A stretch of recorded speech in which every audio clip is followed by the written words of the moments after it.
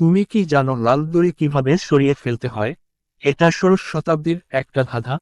প্রথম নজরে এটা একেবারেই অসম্ভব মনে হয়, কারণ যখন তুমি দড়িটা টেনে নামানোর চেষ্টা করো, তখন সবুজ দড়ির সাথে জট পায়, যা প্রথম অসম্ভব।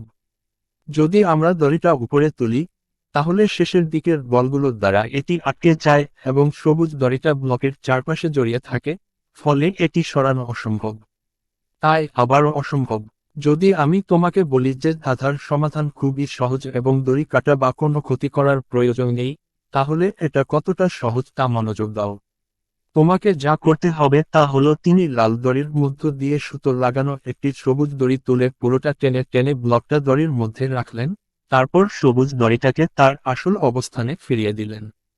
এখন তুমি দেখতে পাবে যে লাল দড়ির চারপাশে কেবল সবুজ দড়িটা জড়িয়ে আছে। আমরা আবার একই কাজটা পুনরাবৃত্তি করলাম।